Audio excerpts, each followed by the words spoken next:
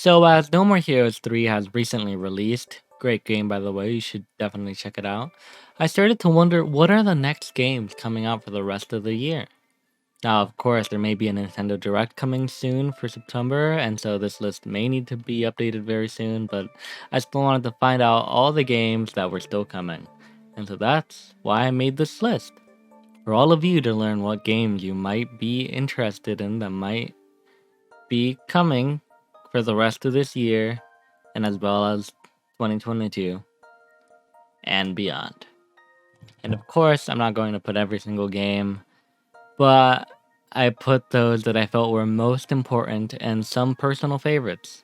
So if there's any you think I missed or any you would like for me to add to a follow-up list, possibly, post them in the comments below. But anyways, as it is still September at the time of this recording, we need to go through the last couple of games coming out this month, starting with Sonic Colors Ultimate on September 7th. I've heard many good things about this game, but sadly I've never played it myself. The biggest game I had for the Wii was Madagascar Kart Racing. So yeah, I missed out on that time of gaming, but I like Sonic, even though it might not be the best it's ever been. But it looks good. I would like to try it out. But then only 3 days after that, WarioWare Get It Together comes out. Nintendo's collection of microgames starring Wario and his colorful cast of characters. Another game I would love to play, especially with its new co-op gameplay. Just, I need somebody to play with me, but I would love to. But following WarioWare are two of my favorite looking indie games that I've been waiting for a very long time. Coming out on September 16th is Eastward, an action-adventure indie game published by Chucklefish. It's been 2 years and I want this game to come out already. It looked amazing ever since it was released, and hopefully it's actually gonna come out now. But then on the same day comes out SkateBIRD, which is a skating bird. Yeah. It looks really nice and like a cute little game. I wanted to try it out for a while as well, and I just can't wait for them to come out on September 16th. Next is October though, with my most anticipated Nintendo game this year. But first comes out Super Monkey Ball Banana Mania on October 5th. Which just looks like a fun little game, but I don't have much of an opinion of it. It's nice. I've never played a Monkey Ball game. But following this one is my most anticipated one, being Metroid Dread on October 8th. Which, it's Metroid Dread. It's gonna be a great game, hopefully, and it just looks cool from all the trailers. And it'll also launch alongside the new Switch OLED model as well, which I personally also like the idea of. It definitely feels like a Switch for people without a Switch or only handheld, but not the Pro many people wanted, but I like it. It looks cool, and so does Metroid Dread. And the same day that Metroid Dread comes out, Tetris Effect Connected also comes out. The best version of Tetris I've ever played, and hopefully the Switch version will be just as good as I remember. I would like to play this game on the go while playing headphones because it just sounds and plays really cool. Then Marvel's Guardians of the Galaxy also comes out this month on October 26th. It may be a cloud version, meaning you'll need to be connected to the internet at all times to play, but it still looked like an interesting game, and I like the Guardians. So while I might not get this for the Switch, I hope it's a good game in general. And then the final game of October is Mario Party Superstars, coming out October 29th. This collection of all the best minigames and fan favorite board will hopefully be very great to play with friends, especially online. I'm hoping, since that will be how I end up playing it the most. If I even end up getting it, but hopefully the online doesn't suck for this game. I would like a game to play with friends.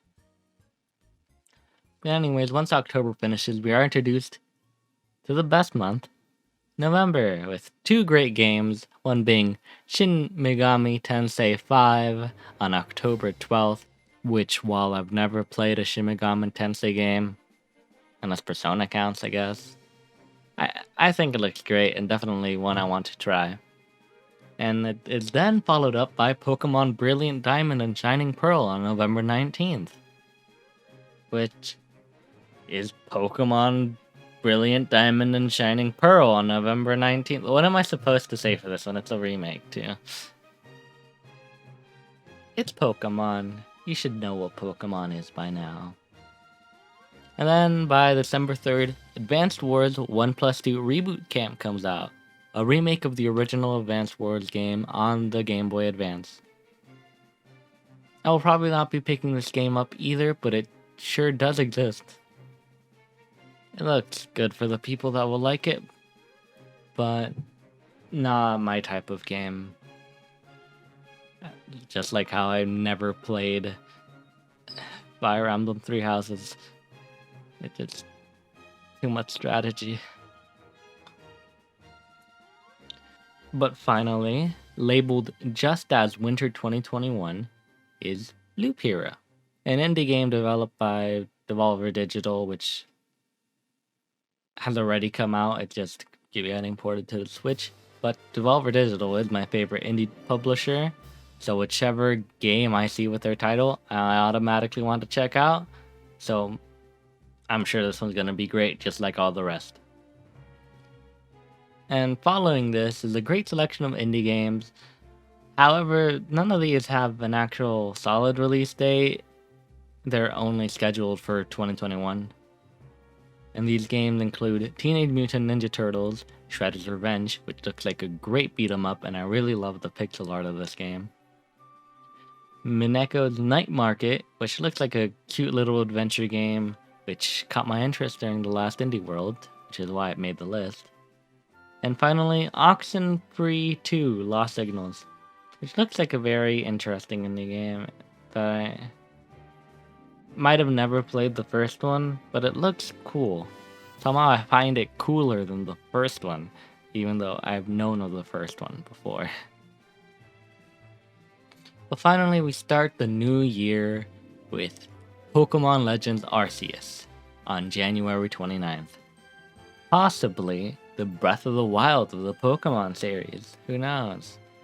Which I think looks amazing for a Pokemon game, as well as having great new gameplay elements like crafting and the Pokédex collection task, and several other features I can't wait to play with, like that dodge roll.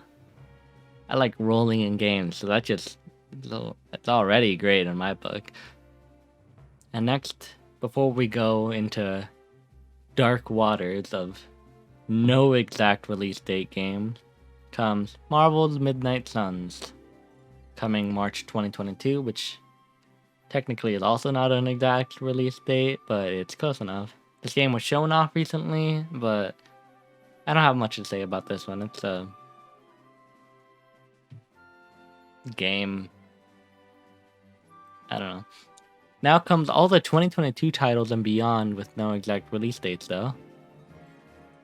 But I'm starting with my most anticipated, or one of my most anticipated 2022 titles, Splatoon 3. And I love Splatoon, and I can't wait to be able to play the next installment, and I really hope they manage to do something new with this one, and it's not just 2 again, I guess. But after that is Project Triangle Strategy, which is even still a working title, so you still have a lot to see about that game, but I love the HD 2D art style previously seen on Octopath Traveler, and it looks interesting. I'm not sure if I'll like the type of combat, since it's triangle strategy. It's like Fire Emblem combat. Personally, not my favorite, but if you're into that type of combat, then that could be a great game for you. And next is Rune Factory 5. Yeah, I don't know. I have no knowledge of this series at all. Not my cup of tea. I'll just moving on. After is Metal Slug Tactics. This very cool strategy indie game has awesome pixel art in my opinion and looks very interesting. I don't know if you can tell by now, I really have a preference for indie games. But following that is Mario plus Rabbids Sparks of Hope, the sequel to Ubisoft's Mario plus Rabbids Kingdom Battle, which I personally enjoyed. The Rabbid Lumas freak me out, but besides that, I'm sure it's going to be a great game as well, and I can't wait for it. But this next title needs no introduction. It's the sequel to Breath of the Wild, hopefully coming out 2022, but there's a very good chance it won't be, which is why it's at the end of the 2022 titles. But I can't wait for this game to come out. It looks amazing. And finally are the 4 titles that don't even list 2022 as of yet. They're just to be dated. Which first is Hollow Knight Silksong, one of the most anticipated indie games, which might honestly never even come out at this point. It's been way too long. And next is Sports Story, which is another amazing indie game, which hopefully isn't gonna be delayed.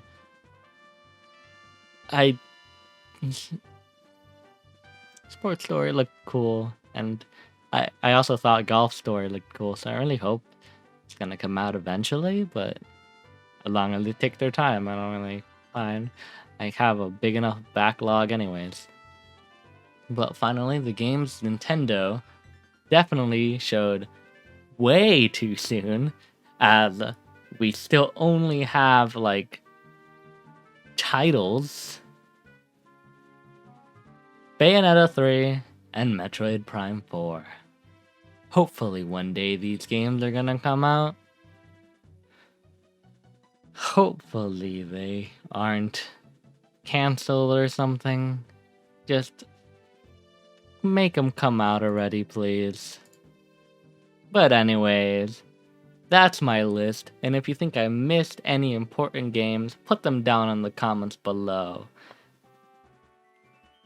I can make a follow-up after this September game direct comes out, if it does. It might not, but a lot of people think it will, so hopefully it will. And then I can just add all of your guys' suggestions if I think they're worthy, unless if they just get overtaken by everything in the September direct. But anyways, yeah, just comment down below any games you think I missed, and hopefully I helped you remember or prepare for the games coming out for the rest of the year and beyond.